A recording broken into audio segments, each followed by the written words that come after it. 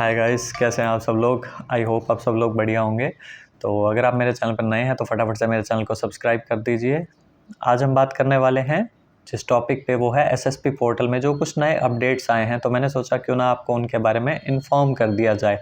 Actually मेरे friend ने मुझे अभी बताया था कि एसएसपी पोर्टल पे कुछ अच्छे अपडेट्स आ गए हैं। जैसा कि मैं आपको बताता हूँ 2-3 बढ़िया से अपडेट। अब उसमें क्या था कि हम जब पहले एग्ज़ाम फॉर्म फिल करते थे ना, तो बहुत दिक्कत रहती थी। मतलब वो पूरा बायोडाटा हमारे से मांग लेते थे कि 10th-12th में कितने मार्क्स थे, उसके बाद सीपीटी में कितने मार्क्स थे, क्या आपका रोल नंबर था, आईपीसीसी में कितने मार्क्स थे, क्या रोल नंबर था। तो वो सारी डिटेल आपको बार बार भरनी पड़ती थी। कहीं से ग्रेजुएशन करी है तो वो सारी चीज़ें आपको भरनी पड़ती थी, अगर आपने पहले एग्ज़ाम फॉर्म फिल किया हो तो अब जो एग्ज़ाम फॉर्म है वो आपको एसएसपी पोर्टल पे से फिल करना है। पहले हम एग्ज़ाम फॉर्म आईसीआई एग्ज़ाम वाली वेबसाइट से फिल करते थे, लेकिन अब एसएसपी पोर्टल पे सारा कुछ आ गया है। तो 2-3 जो बढ़िया चीज़ें हो गया ना एसएसपी पोर्टल पे, अब ये सारा सिस्टम शिफ्ट होने की वजह से, वो भी इस अटेम्प्ट से और इसके बाद के जितने भी अटेम्प्ट्स रहेंगे।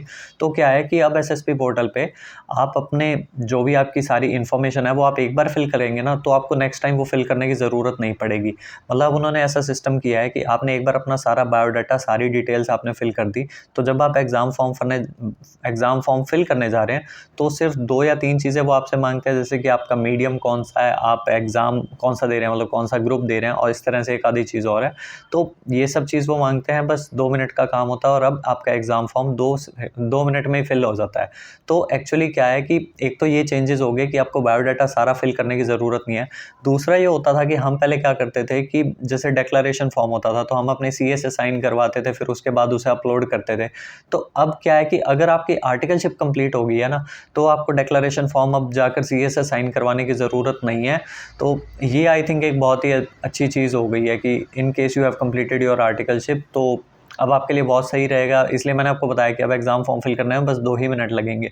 और जो तीसरी जो चीज़ है जो मैं आपको बताना चाहता हूँ, वो ये है कि पहले हम हर बार क्या होता था, हम ना एग्ज़म्पशन डालते थे और फिर हम बार-बार जाके चेक करते रहते थे कि मतलब बार-बार चेक करना इन द सेंस कि पहले हमने एक बार एग्ज़म्पशन डाल दी कि हाँ, हमारी इस अटेम्प्ट में एग्ज़म्पशन थी और अब हमें कैरी फॉरवर्ड करनी है।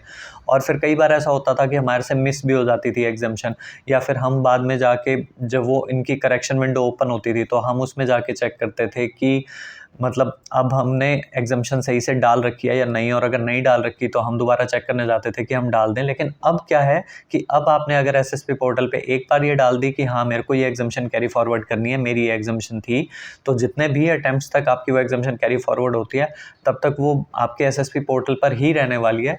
तो यही थे आपके मेन 2-3 इंपॉर्टेंट अपडेट्स जो मैंने सोचा कि मैं आपको बता दूँ, क्योंकि हमारे टाइम में तो मतलब बहुत ही दिक्कत होती थी और सारा डाटा फिल करने के लिए मैं तो दोबारा से अपनी सारी वो फाइल उठा के बैठ जाना पड़ता था कि कब कौन से अटेम्प्ट में क्या क्लियर किया था।